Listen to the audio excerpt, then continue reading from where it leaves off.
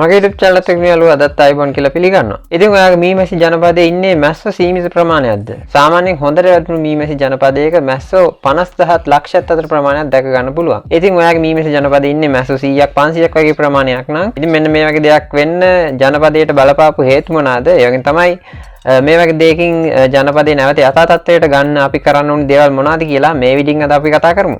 ඉතින් ඔයා මේ channel එකට අලුත් කෙනෙක් නම් subscribe කරලා එකතු වෙන්න. ඒ වගේම තමයි මේ වීඩියෝ එක දෙන්න අනිවාර්යයෙන්ම like කරන්න. ඒ වගේම තමයි මේ වීඩියෝ එක අනිත් අයට දැනගෙන share කරන්න නැත්නම් අමතක කරන්න එපා.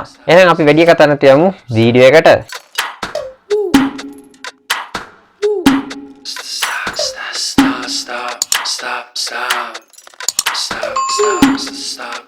ඉතින් මේ වගේ මීමැසි ජනපදයේ මැස්ස අඩු වෙන්න ප්‍රධානම බලපාන දෙයක් තමයි මීමැසි රැජිනගේ ක්‍රියාකලාපය. ඉතින් ඔයාගේ මීමැසි ජනපදයේ අලුතෙන් පිලව බිහි කිරීමේ හැකියාව තියෙන්නේ මේ මීමැසි රැජිනට විතරයි. ඉතින් අනිත් ගැහණු මැස්සොන්ට මේ විදිහට පිලව බිහි කිරීමේ හැකියාව නැහැ. ඉතින් මේ රැජිනට හැර අනිත් මැස්සොන්ට පිලව බිහි කිරීමේ හැකියාව නැති වෙන හේතුවක් තියෙනවා. ඒ ගැන අපි ඉස්සරහ වීඩියෝස් වලින් කතා කරමු. ඉතින් මේ විදිහට රැජින තමයි මේ පුඹුරුත් එක්ක, ඒ කියන්නේ පිරිමි මැස්සොත් එක්ක එකතු වෙලා මේ විදිහට පිලව බිහි කිරීමේ කාර්යයට දායක වෙන්නේ. ඉතින් සාමාන්‍යයෙන් දවසකට හොඳින් වැඩිණු රැජිනක් බිත්තර 2000ක් පමණ දානවා. ඉතින් මම මේ ගැන කලින් වීඩියෝ එකක් කියලා තියෙනවා. සාමාන්‍යයෙන් මේ මීමැසි රැජිනට ශුක්‍රාණු මිලියන 8ක් විතර එකපාර සංසර්ගයේ යෙදුනම තැම්පත් කරගන්න පුළුවන්. ඉතින් මේ විදිහට එයා දවසකට බිත්තර 2000ක් විතර දානවා. ඔයාලට ඔයාගේ මීමැසි ජනපදයේ රැජින මිය ගිහිල්ලා නම් ඔයාගේ ජනපදයේ මැස්සෝ අඩු වෙන්න එක හේතුවක් වෙනවා. ඔයාගේ ජනපදයේ මැස්සෝ ගොඩක් නම් මේක මීමැසි රැජින ජීවත් වෙනවද කියලා ඔයගොල්ලන්ට හොයාගන්න පුළුවන් ලේසියෙන්ම. ඉතින් ඔයා ටික වෙලාවක් කරන් ඔයාගේ ජනපදයේ පොඩ්ඩක් සෝදිසි කරලා බලන්න ඔයාගේ ජනපදයේ මීමැසි රැජින ඉන්නවද කියලා. ඉතින් මේ මීමැසි රැජින සාමාන්‍ය මැස්සොන්ට වඩා ප්‍රමාණයෙන් විශාලයි. ඔයාට පහසුවෙන්ම මීමැසි ජනපදයේ පරීක්ෂා කරද්දී ඔයාට රැජින හොයාගන්න පුළුවන්. ඉතින් ඔයාගේ ජනපදයේ කැරපොත්තොන්ගේ ඒ වගේම තමයි හූනොන්ගේ ඒ වගේම තමයි ඔයාගේ වදවලට ඊටිසල්බ රෝගය වගේ රෝග වැළඳිලා තියෙනවා නම් ඔයාගේ මීමැසි ජනපදයේ මීමැස්සෝ අඩු වෙන්න ඒක හේතුවක් වෙනවා. ඉතින් මේ වගේ කැරපොත්ත හූනෝ වගේ සත්තු ඉද්දී මීමැස්සෝ ඒගොල්ලෝ ආහාරයට ගන්නවා. ඉතින් මේකින්ද මේ මීමැසි ජනපදයේ ඉන්න මැස්ස ජනගහණය අඩු වෙන්න ඒක හේතුවක් වෙනවා. ඒකෙන් තමයි තවත් හේතුවක් තමයි මේ අහේනි කාලය කියන එක. ඉතින් අහේනි කාලය කියලා එකක් එනවා. මේ අහේනි කාලය කියන්නේ මල් වැඩි පිපෙන්නේ නැති පළදාව අඩු කාලෙට. ඉතින් මේ කාලෙදිත් මීමැසි ජනපදයේ මැස්ස ප්‍රමාණය අඩු වෙන්න පුළුවන්. ඒකෙන් තවත් එක් හේතුවක් තමයි මේ මීමැසි ජනපද වලට සමහර වෙලාවට වැළදෙනවා කිනිතුල්ල රෝග. මේ මීමැස්සුන්ගේ ශරීරයේ මත චූටි කිනිතුල්ල වර්ග ඔයගොල්ලන්ට බලා ගන්න පුළුවන් සමහරක් වෙලාවට. බොහෝ දුරට මේ වගේ කිනිතුල්ල මේ මීමැස්සෝ එකතු වෙලා අයින් කර ගන්නවා ඒගොල්ලොම. ඉතින් මීමැසි ජනගහණය අඩුයි නම් ඔයාගේ ජනපදයේ ගොඩක් දුරට බලා ගන්න පුළුවන් ඒගොල්ලෝගේ ශරීරයේ මත මේ වගේ කිනිතුල්ල ඉන්නවා. දැන් අපි කතා කරමු කොහොමද මේ වගේ මීමැසි ජනපදයක් ආය යථා තත්ත්වයට පත් කරගන්නේ කියලා. ඉතින් ඉස්සලාම අපි කරන්න ඕනේ දේ තමයි මේ ජනපදයේ හොඳට අපි සෝදිසි කරන එක. ඉතින් මේ විදිහට සෝදිසි කරද්දී අපිට මේ ජනපදයේ මීමැසි රැජිනක් නැහැ කියලා දැනගන්න හම්බුනොත් අපිට කරන්න පුළුවන් සාර්ථක ක්‍රමයක් තමයි මේ මීමැස්සෝ හොඳින් වැඩුණු තවත් මීමැසි ජනපදයක් සමග එකතු කරන එක. ඉතින් මේක කරද්දී අනිවාර්යයෙන්ම හොඳින්ම සෝදිසි කරන්න ඕනි. මොකද මීමැසි රැජිනක් නැත්තම් තමයි මේ වැඩේ කරන්න ඕනි. මොකද මීමැසි රැජිනත් එක්ක මේ වගේ මැස්සෝ එකට කාලම් කරන්න ගියොත් එහෙම ඒ ජනපදෙත් මීමැසි රැජිනක් ඉන්නවා, මේ ජනපදෙත් මීමැසි රැජිනක් ඉන්නවා.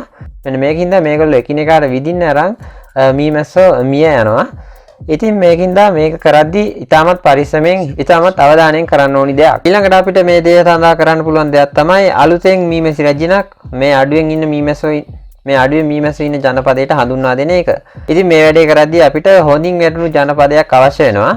ඉතින් මේ මීමැසි ජනපදවල මේගොල්ලෝ වසරකට සැරයක් අලුතෙන් රැජින කෝෂ නිර්මාණය කරනවා. මොකද මේ විදිහට මේ මීමැසි ජනපදවල ඒගොල්ලෝ හැමදාම ඉන්න බෑ. මොකද එන්න ජනගහණය වැඩි වුණාම මේ මීමැසි ජනපද පෙට්ටිවල ඉඩ මදි වෙනවා. ඉතින් මේකින්ද මේගොල්ලෝ වසරට දෙපාරක් පමණ මේ විදිහට අලුතින් රැජින කෝෂ නිර්මාණය කරලා ඉවරලා අලුතින් රැජිනක් එළියට ආවට පස්සේ ඒගොල්ලෝගේ ඉන්න අතිරික්ත මැස්සෝ ටිකක් එක්ක මේ රැජින පිට කරලා යවනවා. ඉතින් මේ විදිහට මේගොල්ලෝ පිට කරන් නිර්මාණය කරන රැජින කෝෂ තියෙන වදයක් අපි හොයාගෙන ඒ රැජින කෝෂේ ඉතාමත් ප්‍රවේශමෙන් ගලවලා ඉවත් කරලා ඉවරලා මේ අඩුවෙන් මීමැස්සෝ ඉන්න ජනපදයට හඳුන්වා දෙන්න ඕනි. ඉතින් මේ දේ කරද්දී ඉතාමත් ප්‍රවේශමෙන් කරන්න ඕනි. මොකද ඉතින් පොඩි හරි හානියක් වුණොත් මේ රැජින කෝෂෙට ඒ රැජින මිය යන්න පුළුවන්. ඉතින් මේ දේ කරද්දී ඉතාමත් ප්‍රවේශමෙන් කර යුතු දෙයක් වෙනවා. ඉතින් මේ රැජින කෝෂ වෙනම අපිට හඳුනා ගන්න පුළුවන් ලේසියෙන්ම අනිත් පිලව් ඉන්න තැන් වගේ නෙවෙයි මේ රැජින කෝෂ පොඩ්ඩක් එළියට එන්න තමයි මේගොල්ලෝ නිර්මාණය කරලා තියෙන්නේ. ඒක වෙනම හඳුනා ගන්න පුළුවන්. මම ඔයගොල්ලන්ට දැනගන්න පුළුවන් ඉන්න මෙතන ෆොටෝ එකක් පැත්තෙන් දාන්න. ඉතින් ඔයාලා මේ වගේ රැජින කෝෂයක් හොයාගන්න ජනපදයක් නැත්නම් ඔයගොල්ලන්ට පුළුවන් Facebook වගේ ඔයා ඉන්නවා නම් ඔයාට පුළුවන් මීමැසි පාලනය ගැන තියෙන Facebook group වලට join වෙලා ඉවරලා පෝස්ට් එකක් දාලා මේ වගේ රැජින කෝෂ වෘත්තිමය වශයෙන් විකුණන අය ඉන්නවා.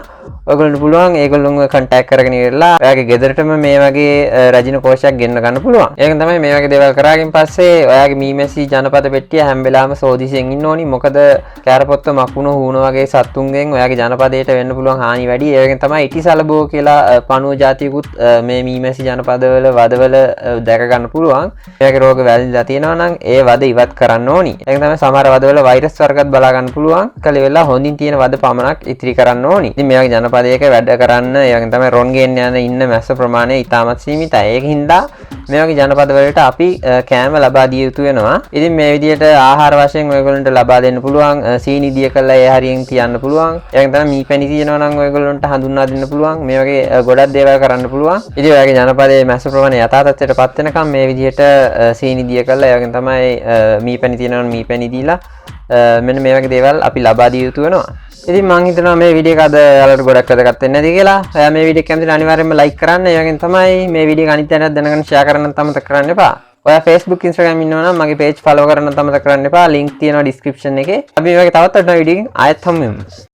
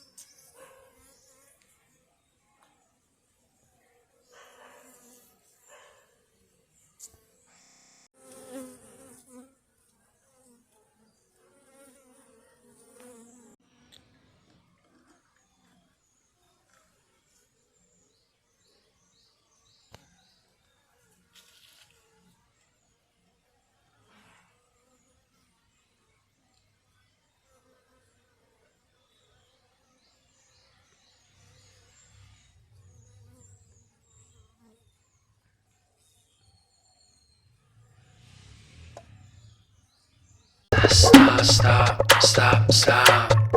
Stop, stop, stop, stop, stop. Stop, stop, stop, stop.